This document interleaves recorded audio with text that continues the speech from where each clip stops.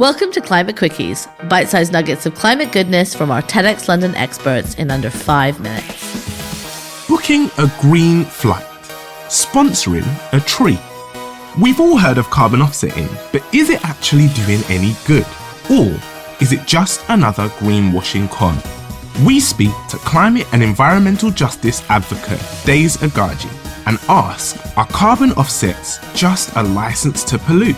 Let's head over to Daze to learn why offsetting may be fooling people into thinking they're contributing to a greener future, when really, as George Monbiot puts it, it's like pushing the food around on your plate to create the impression that you've eaten it. Stay curious. Hello, I'm Daze Aghaji and I'm a climate and environmental justice advocate. There's many different methods, and we would know, like, for example, the nature-based solution carbon offset is probably the most popular to the average person. It's the we're going to plant a tree for as many things as you use. But in essence, the idea is basically to continue creating carbon as part of the economy, we have to offset it to make it look like we're being environmentally friendly. So we'll do other things that are meant to be somewhat carbon sequestering. But in this kind of effort of trying to not reduce the carbon, we've gone into a place of where some of the solutions are extremely wacky and some of them totally unproven, or some of them actually just really ineffective, potentially even dangerous. There are many examples. The planting a tree one, nice idea, right? But when you actually look into the nitty-gritty, a lot of the time, like, it takes up to 16 years for a tree to actually sequester the same carbon as like an actual full-grown tree. So we are having this like time-lapse effect. But then also you do have the element of, if you're planting one tree to replace a tree, how do we know these trees are actually being planted in the way that is good for the environment? A lot of them are monocropped trees of where they are all the same species, sometimes not even native to the country that they're being planted in, and planted very poorly as well. So we kind of have to really look into these carbon offset methods and kind of question whether it's doing more harm than good.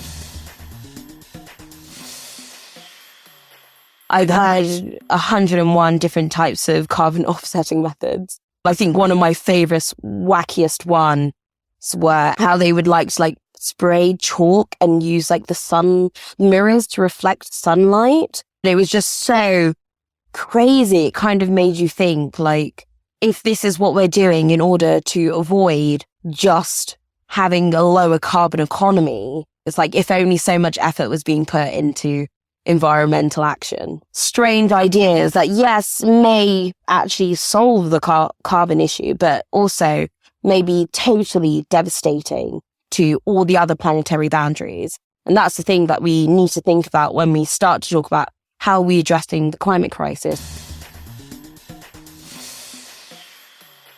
There's not much rule setting. And I think this is where it leads to some creative accounting, because there isn't much guidance around it.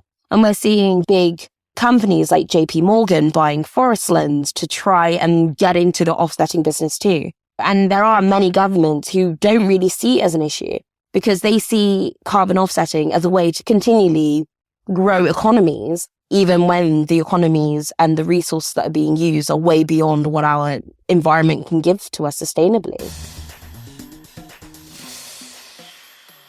I'm a true believer in degrowing economies, and I know degrowth is not the sexiest comms solution, but it is the one that's actually the most practical. How can we start bringing what we produce back into what our Earth can actually sustain? And how can we start living lives that are simpler, but also are prioritizing the right things, like healthcare, free time, time with friends and family, time in nature? How can we kind of see an economy that's actually placing well-being as the center rather than GDP?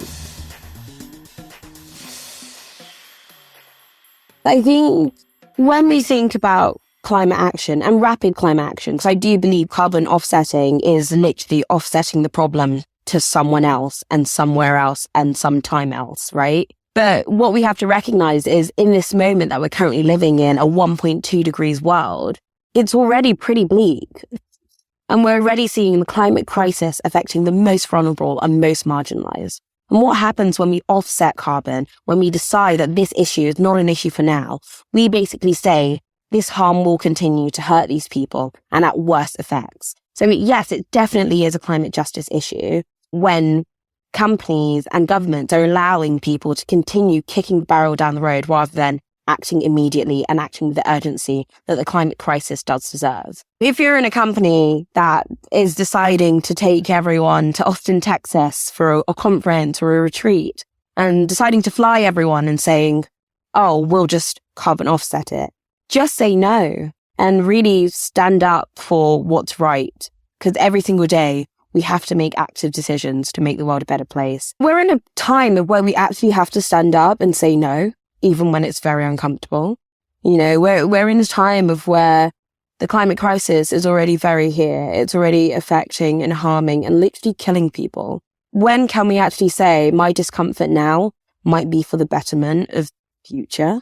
When can we actively decide today I'm going to be a good person and tell this guy maybe we shouldn't be flying like half a dozen or more people to a conference? Maybe this could be done online.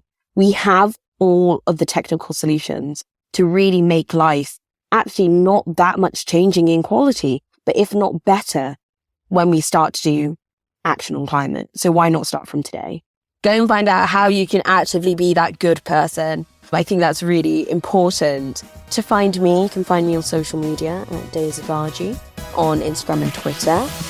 Thanks for listening to this quickie. This episode was created by our superstar podcast team at TEDxLondon. Until next time, Stay curious.